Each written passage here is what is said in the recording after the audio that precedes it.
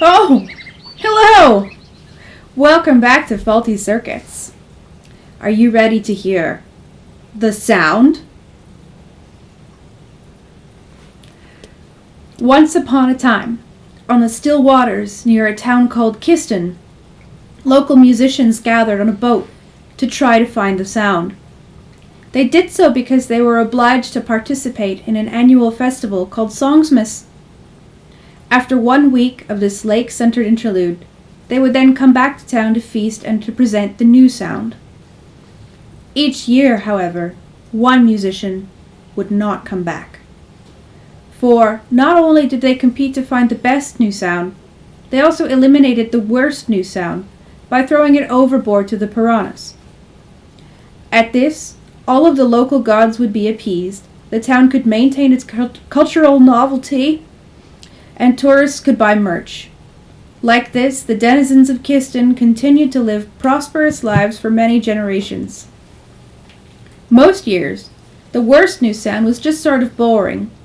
The fish would eat the offending musician, disseminate nothing, and nature would carry on as it always did.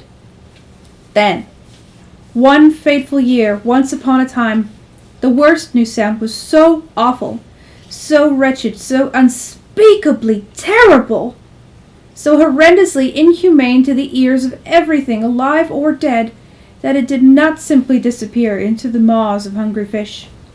What happened was much, much worse. It was so bad that every fish who directly consumed a single bite of the affronting musician was poisoned to death by the awful sound. The tainted flesh of those unfortunate creatures was pushed down the food chain. The carrion was quickly gobbled up by more aquatic life, setting in motion something truly horrific. The worst new sound disseminated into the entire body of water. From there it traveled.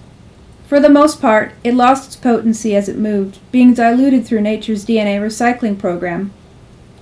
Unfortunately, one forgotten corner of a nearby wood did not diffuse the awful power. Trapped in a pond, a colony of freshwater jellyfish bred in seclusion, creating a grisly distillate by generation.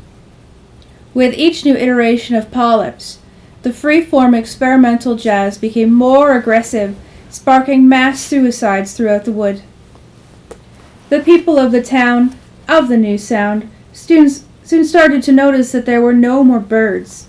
The skies were empty. The boughs had quieted. Then, the game began to vanish. Hunters of the town had to stray deeper to hunt for meat. When they did, they were shocked to find the mangled bodies of elk and moose. The animals had imploded upon themselves, a most unusual form of suicide. Deep therein, the hunters themselves began to hear it.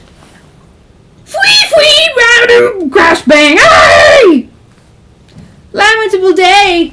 It is as though John Coltrane and Yoko Ono have made foul offspring, cried one hunter named Beth, before submerging her face into a rivulet and kicking herself in the back of the head until she was drowned. The horror! The others cried, running in all directions. Only a few of them escaped the wood. The town was ruined. Once word got out about the malevolent woods, tourism died. Common folks such as you and I were much more careful about curses in those days. Worse still, the people of Kiston could no longer hunt for game or afford to import avocados. The youth left. The festivals, including Songsmas, ended forever. It is said, if you find that wood near Kiston, there are many horrors you might see. You might see the ghost of Chevy Chase's career, eyes closed, head nodding, wagging the index finger of his right hand to some indiscernible rhythm. In his left hand, a warm brandy. It will be so very pretentious. It will likely be the last thing you ever see. They also say that if you hear Beth calling, you should go home.